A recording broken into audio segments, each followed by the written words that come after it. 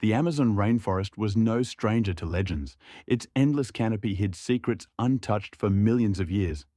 But none as terrifying as the one Marcus Hale's new expedition was about to uncover. This time, the mission wasn't paleontology. It was survival research. The Brazilian government had sent them to investigate unexplained animal deaths. Whole herds of capybaras, monkeys, and even jaguars found lifeless near the riverbanks, their bodies swollen and blackened as if poisoned from within. The team hacked their way through the dense green maze. Lena, now scarred by her encounter with Helljaw, carried a nervous energy. "Something's wrong here," she whispered. The forest air was heavy, suffocating, like breathing through wet cloth. The deeper they went, the worse the smell became. Rot and sulfur, a stench that burned their throats. By the river they discovered it. A carcass of a giant caiman, bloated, its skin blistered, eyes melted from its skull. The ground around it was barren, plants shriveled to ash, water bubbling with toxic fumes. "Chemical waste?" one researcher asked, but Marcus shook his head. "No factory could cause this. This is natural." As night fell, the jungle came alive with strange sounds. The usual chorus of frogs and birds was gone, replaced by deep, spine-rattling vibrations, as though something massive dragged itself through the undergrowth. Then Lena spotted it.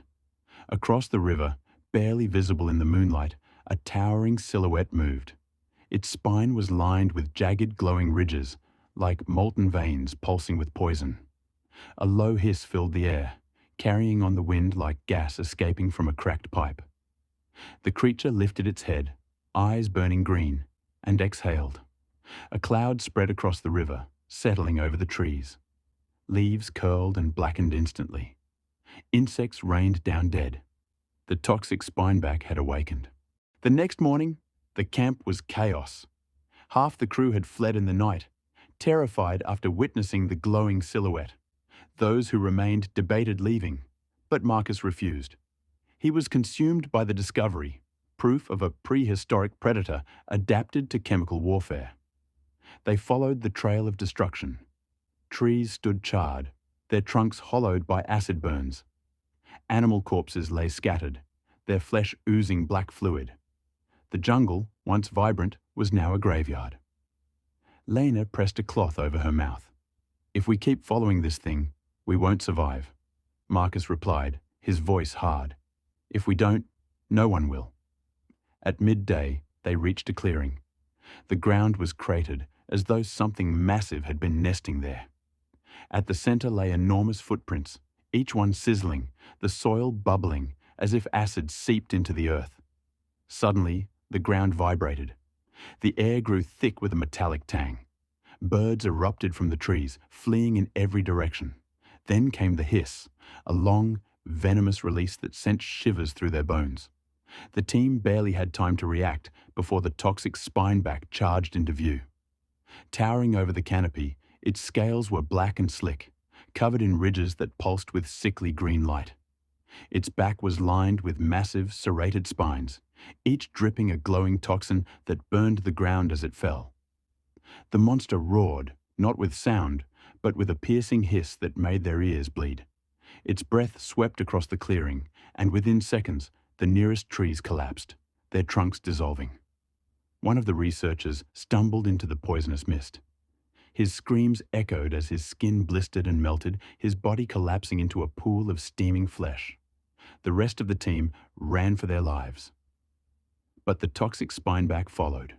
The survivors stumbled through the jungle, lungs burning from the poison that lingered in the air. Every breath felt like swallowing fire. Lena pressed her scarf against her face, trying to block the stench. Behind them, the jungle screamed as the toxic Spineback carved its way forward. Marcus grabbed Lena's arm. "We can't outrun it. We need cover." Something dense. They found a limestone cave hidden beneath a ridge. As they squeezed inside, the ground outside shook violently. The beast's spines cut through the treetops, glowing like molten blades in the moonlight. Its hiss echoed into the cavern, vibrating against the stone. The team's youngest member, Julio, panicked. We're trapped. We'll die in here. His voice carried out into the jungle. The toxic spineback turned its massive head, its glowing green eyes fixed on the cave. With terrifying force, it slammed its tail into the ground. The earth split open, rocks crumbling. Poison seeped through the cracks, sizzling like boiling oil. The survivors scrambled deeper into the cavern, coughing, choking as the mist reached them. Julio wasn't fast enough. The toxic cloud caught him. His screams echoed through the cave as his skin blackened, his body collapsing into sludge. The creature hissed again, the sound reverberating like a death knell. Marcus pulled Lena forward, deeper into the darkness. We can't fight it. We can only learn how it kills and hope to stop it. The cave opened into a vast chamber. What they found made their blood run cold. The floor was littered with bones, massive skeletons of dinosaurs long extinct, all corroded and melted as if dissolved by acid. Even more terrifying, many were modern. Tapirs, jaguars, even human skulls. At the center of the cavern sat a nest, if it could be called that. Jagged spines, broken trees, and rotting flesh had been woven together into a grotesque lair. The walls glowed faintly, coated in the same green toxin that dripped from the beast's spines. Lena whispered, "It's not just a predator. It's breeding." As if summoned by her words, the ground shook again. The toxic spineback pushed its massive head into the cavern entrance, its glowing eyes scanning the chamber. Its breath hissed out, rolling like fog across the bones. The survivors crouched behind a pile of skulls, trying not to breathe. But Marcus couldn't stop staring at the creature. Its body was grotesque perfection, an apex predator twisted by evolution into a chemical weapon. Its spines pulsed, pumping toxic fluids into the air. Its jaws dripped green venom that hissed where it touched stone. And then Marcus saw something worse.